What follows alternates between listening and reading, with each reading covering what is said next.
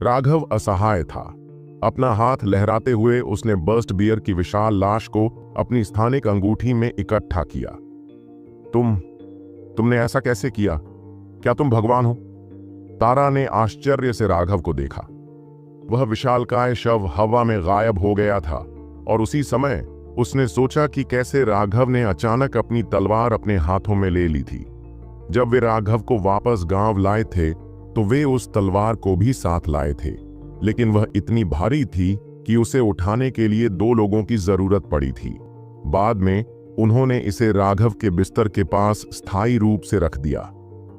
एक बार जब वह जाग गया तो राघव ने स्वाभाविक रूप से इसे इकट्ठा कर लिया। यह सोचकर तारा पूरी तरह से हैरान था। राघव अपनी हंसी रोक नहीं सका। मैं भगवान कैसे हो सकता हूं? यह एक स्थानिक वलय है और इसमें आसानी से वस्तुएं रखी जा सकती हैं। राघव ने अपनी अंगूठी रगड़ी और बर्स्ट बियर की लाश एक बार फिर दिखाई दी। तारा ईर्ष्या से राघव की अंगूठी को देख रहा था, लगातार उसकी तारीफ कर रहा था। जाहिर है तारा ने कभी भी स्थानिक छल्लों जैसी चीजों के बारे में नहीं सुना था। सबसे अधिक संभावना है कि उनके जानवरों की खाल और क्रिस्टल कोर की निम्न गुणवत्ता के कारण वे ज्यादा पैसे नहीं कमा पाए। वे स्थानिक छल्लों जैसी महंगी वस्तुओं के संपर्क में आने में असमर्थ थे। तारा, मैं तुम्हें एक उपहार देता हूं। राघव ने एक और अंगूठी निकाली। वह अंगूठी आर्यवीर को मारने से मिली उसकी एकमात्र फायदा थी। राघव ने राजेश द्वारा पीछा किए जाने के दौरान अंदर क्या था इस पर नजर डाली थी। कुछ पैसे और हथियारों के अलावा बाकी सब उसके लिए बेकार था, लेकिन अंदर एक अच्छी चीज थी। वह मैनुअल था जो आर्यवीर ने नीलामी में जीता था, 3 स्टाइल पार्टिंग विंड। आसपास के साम्राज्यों में पृथ्वी वर्ग के युद्ध कौशल पहले से ही उपलब्ध युद्ध कौशल की सर्वोच्च श्रेणी थे। आर्यवीर के लिए सिर्फ 500 मिलियन सोने के सिक्कों के लिए ऐसा युद्ध कौशल प्राप्त करना वास्तव में काफी भाग्यशाली था। लेकिन अब किस्मत उसकी नहीं बल्कि राघव की थी। 3 स्टाइल पार्टिंग विंड को बाहर निकालने के अलावा उसने रिंग के अंदर बाकी सब कुछ छोड़ दिया। नहीं राघव, मैं आपकी चीजें स्वीकार नहीं कर सकती। राघव को अचानक उसे अंगूठी देते देख वह जल्दी से उछल पड़ी और मना कर दिया। क्यों नहीं? क्या तुमने नहीं कहा था कि मैं तुम्हारा आदमी हूं? तुम वह नहीं चाहती जो तुम्हारा आदमी तुम्हें देता है? राघव मजाक करने से खुद को रोक नहीं सका। हालांकि वह थोड़ा मजाक कर रहा था, लेकिन निश्चित रूप से उसे तारा की दयालुता और जीवंतता के बारे में अनुकूल राय थी। हालांकि यह उस तरह का रोमांटिक एहसास नहीं था, लेकिन वह निश्चित रूप से दोस्त बनना चाहता था। यह तारा स्पष्ट रूप से प्यार के लिए तरस रही एक युवा महिला थी। उसने विरोधाभासी भाव से उसके हाथों में अंगूठी की ओर देखा। वह इस दिव्य अंगूठी के प्रति अत्यंत उत्सुक थी, लेकिन उसे इसे लेने में सहजता महसूस नहीं हुई। बस इसे ले लो, इसे मेरा उपहार समझो। राघव ने अंगूठी उसके हाथ में रख दी। तारा का हाथ बेहद खूबसूरत था, हालांकि उस पर कठोर त्वचा की परत थी जो उसके शिकारी होने और अक्सर धनुष खींचने की एक और निशानी थी। उसने अपना पूरा लाल सिर नीचे किया और अपने हाथ में अंगूठी को बार बार रगड़ा। यह पहली बार था जब राघव ने तारा को वास्तव में अपना शर्मीला पक्ष दिखाते हुए देखा था। यहां मैं तुम्हें सिखाऊंगा कि इसका उपयोग कैसे करना है। अपना ध्यान अपनी भौहों के बीच के स्थान पर केंद्रित करो और उस स्थान से अपने मन को अंगूठी के भीतर केंद्रित करो। उसी समय अपने दूसरे हाथ से थोड़ी आध्यात्मिक ऊर्जा इंजेक्ट करो। साधारण लोग स्थानिक वलय खोलने में सक्षम नहीं थे, लेकिन साधक इसे तब तक खोल सकते थे जब तक वे आध्यात्मिक ऊर्जा संघनन क्षेत्र में पहुंच गए थे। जब तक वे अपनी आध्यात्मिक ऊर्जा का उपयोग कर सकते थे और इसे आध्यात्मिक शक्ति के साथ जोड़ सकते थे, वे इसे खोलने में सक्षम थे। लेकिन तारा को आध्यात्मिक शक्ति के बारे में थोड़ी सी भी बात समझ में नहीं आई। उसे कदम दर कदम मार्गदर्शन के लिए राघव की जरूरत थी। राघव को आश्चर्य इस बात से हुआ कि तारा बेहद होशियार थी और उसने कुछ ही कोशिशों में विधि को समझ लिया। यह सुनकर उसने अंदर ही अंदर सिर हिलाया। अगर सिद्धार्थ में तारा की आधी भी बुद्धि होती तो उससे उसके बारे में इतनी चिंता नहीं करनी पड़ती। सिद्धार्थ के बारे में सोचते हुए राघव चिंतित हो गया। उसे नहीं पता था कि सिद्धार्थ लिटिल स्नो को राजधानी में वापस ले आया है या नहीं, लेकिन राघव के हिसाब से राजेश को पकड़कर रखने के बाद कोई भी ऐसा नहीं था जो सिद्धार्थ को पहचान सके। इस बात की पूरी संभावना थी कि वह राजधानी में वापस लौट पाएगा। अगर वह ऐसा करता और फिर ग्रैंड मास्टर संजय से मदद मांगता तो इससे शर्मा परिवार को खतरों से बचाया जा सकता था। लेकिन योजनाएं कभी भी पूरी तरह से सही नहीं हो सकती थीं। उसे जल्दी से जल्दी राजधानी लौटना भी था। बेशक उससे पहले उसे 2 काम पूरे करने थे। उनमें से एक था गांव का कर्ज चुकाना। नहीं तो अपने भोले स्वभाव के कारण अगर वे सचमुच दूसरे दर्जे के जादुई जानवर को मारने की कोशिश करते तो कौन जानता कि उनमें से कितने मर जाते। और दूसरी बात, उसे अपनी साधना का आधार बढ़ाना था। राजेश के साथ उसकी लड़ाई ने उसे एहसास दिलाया था कि उसमें अभी भी कमी है। टेंडन ट्रांसफॉर्मेशन विशेषज्ञ के सामने वह विरोध करने में असमर्थ था। ऐसी भावना वह दूसरी बार महसूस नहीं करना चाहता था। इतना सारा सामान। तारा अंततः स्थानिक अंगूठी खोलने में कामयाब रही और उसने देखा कि अंदर क्या था।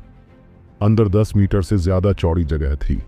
वहां सोने के सिक्कों का पहाड़ था और साथ में कई हथियार भी थे जो ठंड से चमक रहे थे। उसने पहली बार इतने बढ़िया हथियार देखे थे। और जहां तक सोने के सिक्कों की बात है तो उसे उनसे कोई आश्चर्य नहीं हुआ, क्योंकि वह पहचानती भी नहीं थी कि वे क्या हैं। वे कभी कभार ही किसी को गांव से बाहर भेजते थे। दूर के शहर तक पहुंचने के लिए उस यात्रा में आधा महीना लग जाता था। वे क्रिस्टल कोर और खाल के बदले धातु के उपकरण, भोजन और अन्य जरूरी चीजें लेते थे। उन्होंने कभी पैसे को हाथ नहीं लगाया। जहां तक ठंडे चमकते हथियारों की बात है तो वे केवल तारा के लिए ही वास्तव में दिलचस्प थे, जो एक शिकारी थी। जब उसने उन बेहतरीन हथियारों को देखा तो वह खुशी से लगभग बेहोश हो गई। अंगूठी खोलने के लिए आध्यात्मिक ऊर्जा की आवश्यकता होती है। अगर आप कोई चीज निकालना या डालना चाहते हैं तो आपको अपनी आध्यात्मिक शक्ति का उपयोग करना होगा। इसे आजमाएं। राघव उसकी उत्तेजना पर हंसा। ठीक है। तारा ने कई बार अपनी आध्यात्मिक शक्ति का उपयोग करने की कोशिश की, लेकिन सफल नहीं हुई। एक कारण यह था कि उसकी आध्यात्मिक शक्ति बहुत कमजोर थी। सभी लोगों में कीमियागरों जैसी प्रबल आध्यात्मिक शक्ति नहीं होती। और दूसरी बात, तारा आध्यात्मिक शक्ति का उपयोग करने में पूरी तरह से नौसिखिया थी। इसका उपयोग करने की कोशिश करना एक असाधारण रूप से श्रमसाध्य कार्य था। राघव को इसकी बहुत पहले से ही उम्मीद थी और उसने उसे जल्दी नहीं किया। उसने लगातार उसे प्रोत्साहित किया। अगर वह स्थानिक वलय का सही तरीके से इस्तेमाल कर पाती तो उसके अंदर मौजूद हथियार पूरे गांव की ताकत को दूसरे स्तर तक बढ़ा देते। इससे शिकारियों की हताहतों की संख्या में निश्चित रूप से कमी आएगी। इसके अलावा जब भी उन्हें गांव से बाहर जाना होता तो उन्हें यह अधिक सुविधाजनक लगता। एक अगरबत्ती को जलने में जितना समय लगा, तारा ने आखिरकार अपनी आध्यात्मिक शक्ति का उपयोग करके स्थानिक वलय से एक हथियार निकालने में कामयाबी हासिल कर ली। लेकिन अपने नियंत्रण की कमी के कारण वह यह नियंत्रित करने में असमर्थ थी कि यह कहां दिखाई दिया और यह जमीन पर गिर गया। वाह, बहुत बढ़िया, मैं इस दिव्य अंगूठी का उपयोग कर सकता हूं। तारा ने एक हाथ से तलवार उठाई और दूसरे हाथ से उत्साह से राघव को गले लगा लिया। अरे सावधान रहो, तुमने अपनी तलवार से मुझे लगभग मार ही डाला था। राघव जोर से हंसा। वह अपनी उत्तेजना को नियंत्रित करने में असमर्थ थी और उसने अपने हाथ में पकड़ी नई तलवार को एक पेड़ पर काट दिया जो लगभग एक हाथ जितना मोटा था। एक साफ आवाज के साथ तलवार ने आसानी से पेड़ को काट दिया। इसकी तीक्ष्णता ने तारा को उत्साह में चिल्लाने पर मजबूर कर दिया। जिस शहर में वे गए थे वहां उन्होंने जिन हथियारों का आदान प्रदान किया था वे ऐसे बेहतरीन हथियार की तुलना में असमर्थ थे। यह देखकर कि उसने भाला चलाने के शुरुआती तरीके सीख लिए हैं, राघव ने उसे भाला निकालने में मदद की। शिकारियों के लिए भाले निश्चित रूप से तलवारों से ज्यादा उपयोगी होते हैं। वे दोनों आगे बढ़ते रहे तभी अचानक उनकी मुलाकात एक जंगली सूअर से हुई। उसका वजन 1 टन से भी ज्यादा लग रहा था। शायद वे दोनों उसके इलाके में चले गए थे, क्योंकि अब वह उन पर हमला कर रहा था। तारा ने अपने भाले से उस पर वार किया। भाले की तीक्ष्णता से ऐसा लग रहा था कि सूअर टोफू से बना है। उसका भाला सूअर की कठोर खाल को छेदता हुआ, उसके दिल को चीरता हुआ, उसके शरीर के दूसरी तरफ से बाहर निकल आया। तारा अतुलनीय रूप से उत्साहित थी। वह सिर्फ एक ही झटके में एक परिपक्व जंगली सूअर को नीचे गिराने में सक्षम थी। यह उसके लिए एक अविश्वसनीय रूप से बड़ी उपलब्धि थी। वे दोनों जल्दी जल्दी अपनी यात्रा पर निकल पड़े। अगले दिन दोपहर को वे दोनों एक तालाब के पास पहुंचे, जिसके पास एक बहुत बड़ा पेड़ था। विशाल वृक्ष आसमान में बहुत ऊंचा था और इसकी चोटी कई मील तक फैली हुई थी। ये लगभग पूरे पहाड़ की चोटी को कवर करता था। विशाल वृक्ष के सामने, जिसका तना सैकड़ों मीटर चौड़ा था, एक छोटा तालाब था जिसमें अविश्वसनीय रूप से साफ पानी था। वहां एक पत्थर का चबूतरा भी था जिसे मनुष्य ने बनाया था। यह स्पष्ट रूप से गांव के पूर्वजों द्वारा निर्मित एक बलिवेदी थी। जब उसने उस विशाल वृक्ष को देखा तो राघव को एक अविश्वसनीय रूप से मजबूत जीवन शक्ति के साथ साथ एक राजसी और असीम प्राकृतिक ऊर्जा का एहसास हुआ। ऐसा लग रहा था जैसे इस विशाल वृक्ष में दुनिया की पूरी प्राकृतिक इच्छा समाहित है। यह बेहद आश्चर्यजनक था। यह तुम्हारा वन देवता है? राघव ने पूछा। हाँ, यह हमारे वन देवता हैं। आपको मेरे साथ अपना सम्मान प्रकट करना चाहिए। यह वही है जिसने वास्तव में आपकी जान बचाई है। ऐसा कहने के बाद तारा ने श्रद्धापूर्वक घुटने टेके और प्रणाम किया। राघव ने इस विशाल पेड़ को देखा। यह वही पेड़ था जिसने उसे बचाया था। चूंकि बेहोश होने के बाद किसी ने उसे कोई दवाई नहीं दी थी, इसलिए संभवतः उसकी सारी ऊर्जा जल गई होगी और अंततः उसकी मृत्यु हो गई होगी। जिसने उसे बचाया था उसे श्रद्धांजलि देना स्वीकार्य था। जैसे ही राघव अपने घुटनों पर बैठने वाला था, एक धीमी आवाज गूंजी। एक ऐसी आवाज जिसने उन्हें ऐसा महसूस कराया जैसे वसंत की हवा से वे शुद्ध हो रहे हों। कृपया ऐसा मत करो, मैं ऐसी बात स्वीकार करने में असमर्थ हूं। अचानक बलिवेदी के ऊपर एक आकृति दिखाई दी। यह एक सफेद पोशाक में एक महिला की आकृति थी।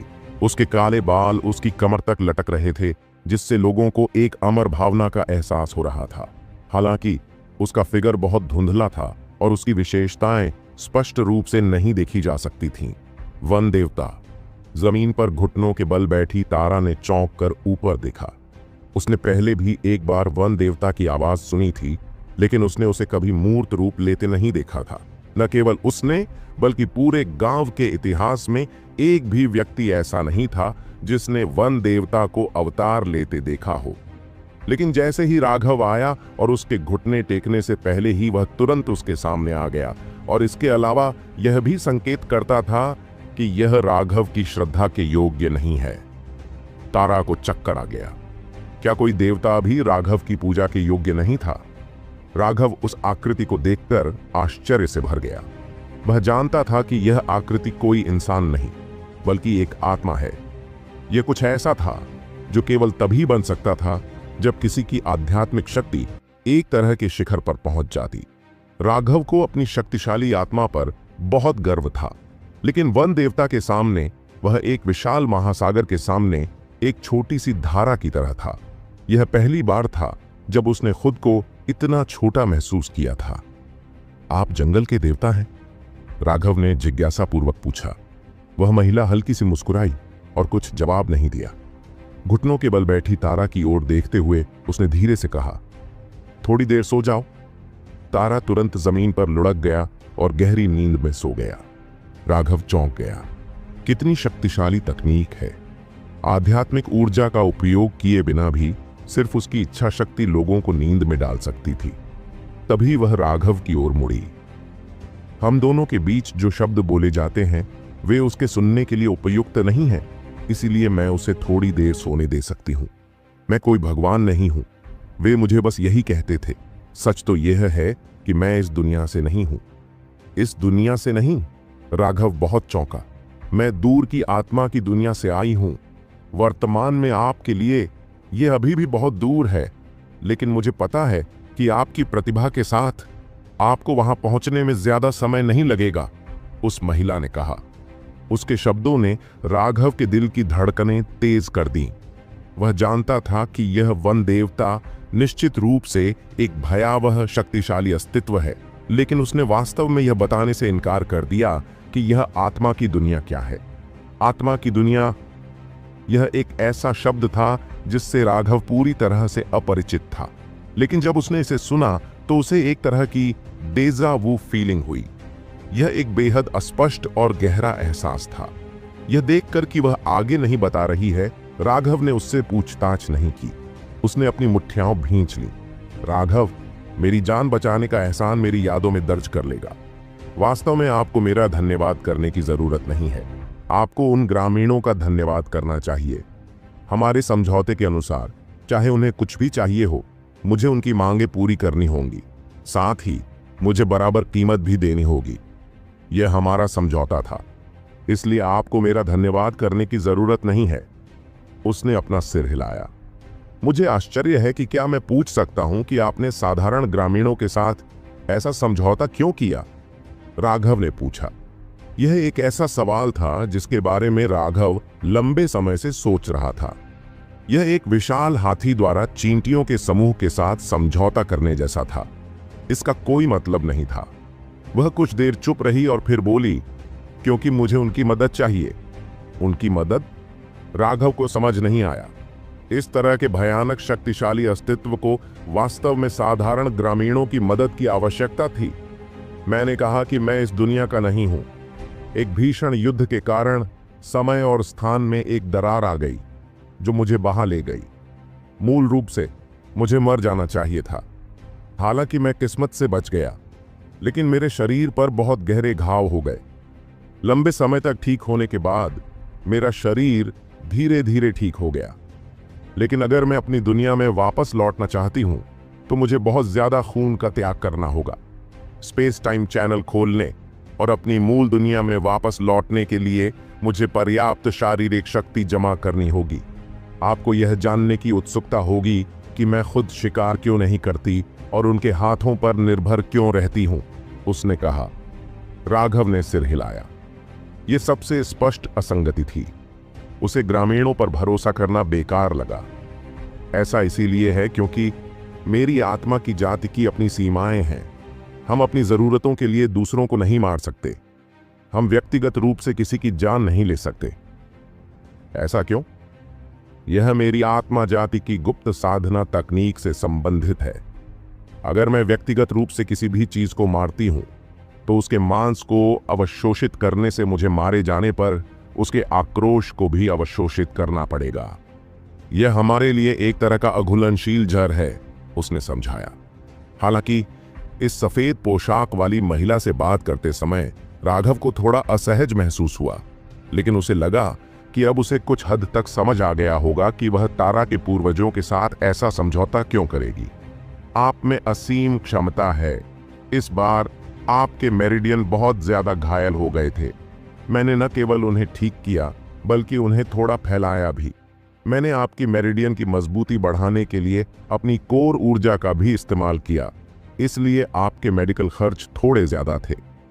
राघव हैरान था।